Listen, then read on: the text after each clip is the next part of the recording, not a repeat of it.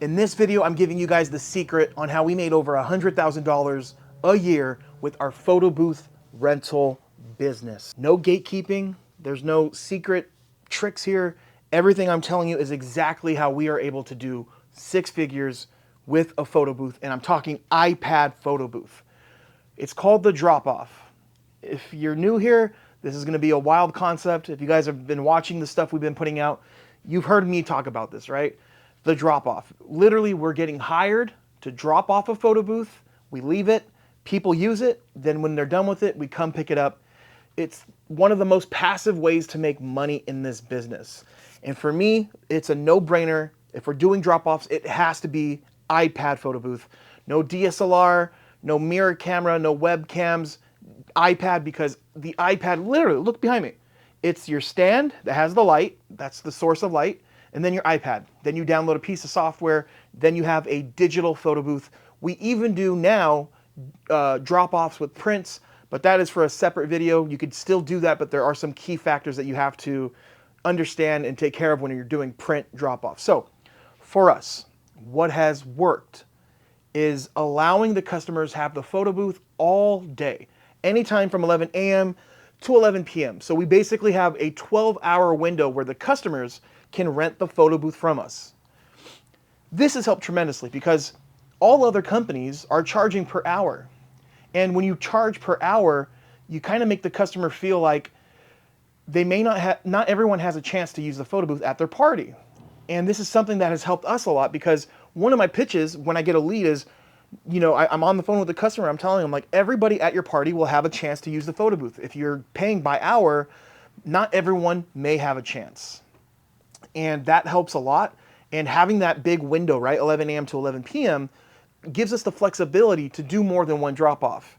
And if you're thinking long-term and big, right, like you should always be thinking big long-term, I'm able to do multiple events in one day.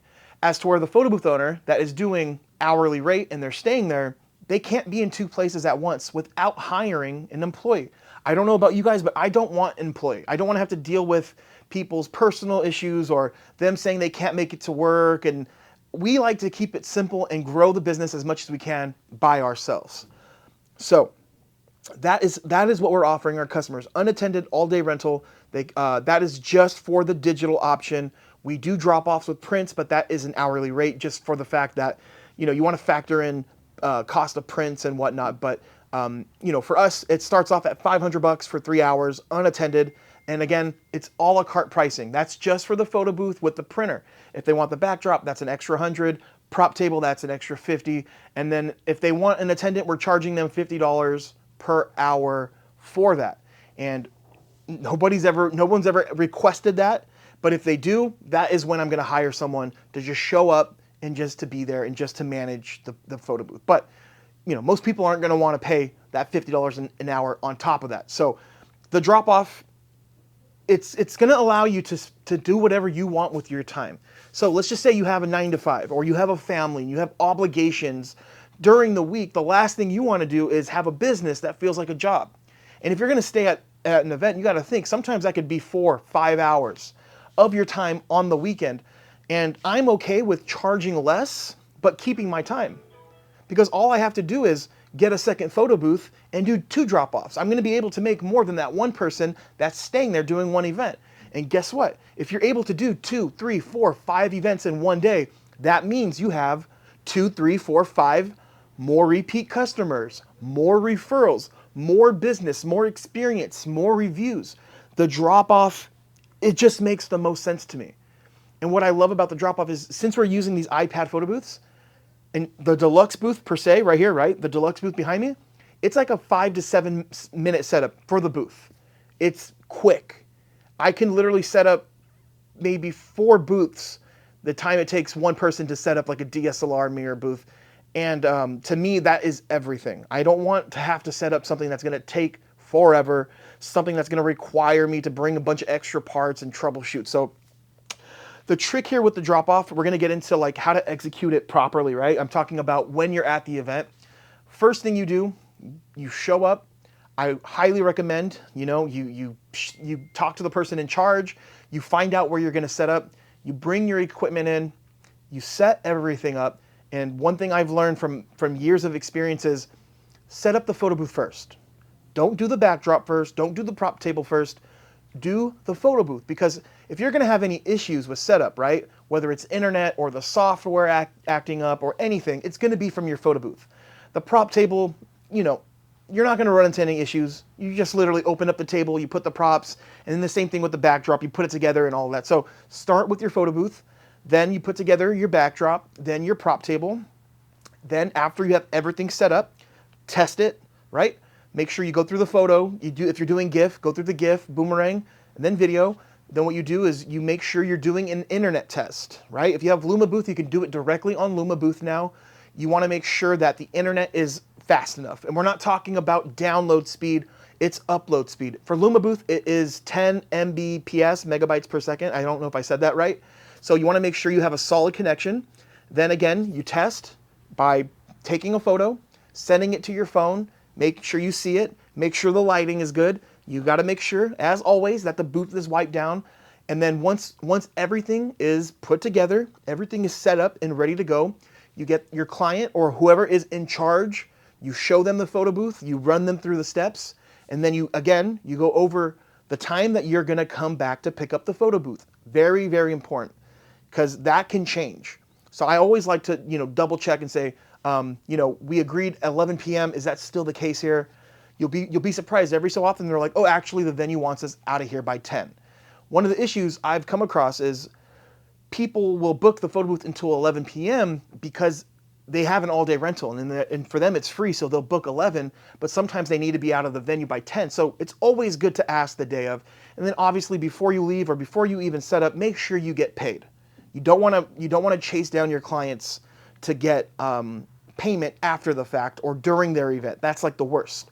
So after you show the person in charge, whoever's there, the photo booth, you run them through it.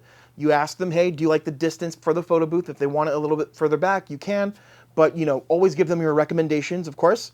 And before you leave, get into the habit. Get your phone out. Take a video of every aspect of your photo booth. The back, the bottom, the front, the top, the backdrop, all around. The props, make sure you have a list of what props were there if you're doing props. Then also get a side profile photo from the booth to the backdrop. So when you come back, this is very important, you're going to want to do exactly the same stuff. Same videos, same photo from the side. So if you come back, you have all the video you took from when you left it, and then you have the stuff from when you picked it up. So if there's anything wrong with your equipment that wasn't shown here, that is shown when you pick it up, now you have proof that something happened when the booth was in the client's hands, because it is a drop-off and they are responsible.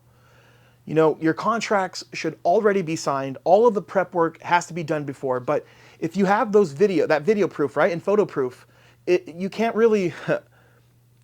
argue with that, right? So it's important to make sure you have that. And again, I'm not trying to scare anyone here. We've done so many of these drop-offs. I've only had one issue once where I came back, the booth was cracked on the mirror right here on the deluxe booth. That's a $75 fix. I charged the customer like $150. They were more than happy to pay it. And that is it. That's the first steps of doing a successful drop-off, right? And also, make sure your camera settings are set to automatic. This is a no-brainer, but I know a lot of people will set manual camera settings. But if you're leaving a photo booth and it's manual, ISO, manual f-stop, all of that, if the light changes in the venue, the photos will either be overexposed or underexposed. So set it to automatic. Also too, again, make sure your photo booth, the light is cranked all the way up. You want people to walk up and kind of squint a little bit, because lighting is everything with iPad photo booths. I would rather it be a little bit on the brighter side than not enough light, because on iPads, it really does matter. Distance, 5 feet, no further back than 5 feet. So anyways, we've established everything. Now you leave, right? Now the booth will be used. One thing you need to do is every hour or every other hour, check the gallery link for that event. If you're using LumaBooth, you can literally go to photoshare.co, the hosting website for the event, and then every hour just refresh the event. If you see new photos popping up on the event, that means that the booth is being used and that people are getting their photos. That's how we gauge it from afar. Also too, I'm not saying be OCD, check it every 30 minutes. I think an hour to every other hour is good. If you're checking it and you're not seeing any photos on it, two things can happen, right? One, they're not using it, or two, the internet stopped or it slowed down to where everything is on a queue. And what this means is that people are probably using the booth, but you just have to wait until you get back there to restart the app on a better internet connection, and the photos will get sent out. But again, so all of this is covered on your contracts. And if you have the contracts that we sell on our website, photobooth101.com, there is a section stating that. So there's really no need to worry out or to freak out. Like, let's just say the event starts at 4. By 6 o'clock, I checked and there's no photos. I'll just send a text to the person, just like, hey, I know you're busy. Just wanted to reach out to, if there's any issues with the photo booth, again, just please reach out to me. But most of the time, you just got to give it time and you'll see the photos pop up. That's all you can really do from afar, right? Now it comes back to the time to pick up your equipment. So let's just say it's 11 p.m., whatever the time is, 10 p.m. You got to remember, when you show up, before you touch anything, take your camera, same exact video, shoot every aspect of your photo booth, your backdrops, your prop table. Take that photo from the side so you have the distance. And why I'm saying the photo from the side is because sometimes, not even sometimes, a lot of the times, the customer will move the photo booth. If not the customer, people at the party, they'll move it back or forward. You want to take that photo so, if someone moved it back on purpose, right? No one's ever doing it on accident. You can have that leverage to say, well, look, I took this photo and it was about 5 feet, and then when I came back, it was about 7 to 8 feet. This is important because sometimes people will move the photo booth back, and then the backdrop won't fill the frame. You'll be able to see over the backdrop, and that's not your fault. It's the customer's fault or their guest's fault. So you always want to just cover your ass. That's what I'm trying to say. So now you've shown up, you did your videos, and you notice there's no issues, okay, no problem, start packing up.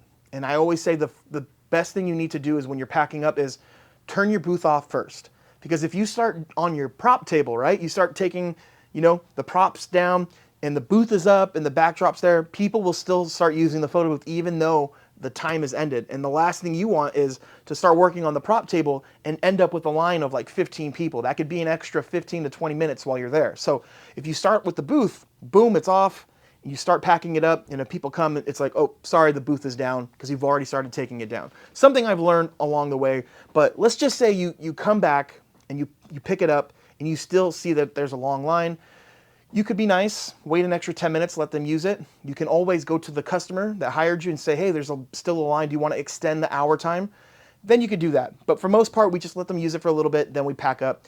And that is pretty much it, you guys. It's literally as simple as that. That is pretty much how you execute a drop-off. And what I love about the drop-off, you guys, is, again, I can do more events than the average photo booth owner. And the volume you can do, can allow you to have an affordable rate. You don't always have to be the most expensive, right? You can cater to most parties. You can do 5, 6, 7 of these drop-offs in a day and really grow your business like that. So I hope you guys enjoyed this video. And if you do want to get started in the photo booth rental business, go to my website, photobooth101.com. I'll leave the link down there. And we not only sell some of the best iPad photo booths, we also have a network of photo booth owners, a chat that you can join to network with local photo booth owners in your area. You can ask questions, you can learn from others, you'll have access to me, literally my business line where you can call, you can send text messages, you can ask questions about the equipment, and you get that support that you need. Something that I feel that is very, very important. A lot of companies selling you equipment but have no idea what it's like to run a business in the photo booth rental business. So photobooth101.com. Thank you guys for watching. Thank you for everything. I can't believe the support we've been getting lately. It's been amazing. So thank you guys so much. God bless. See you soon.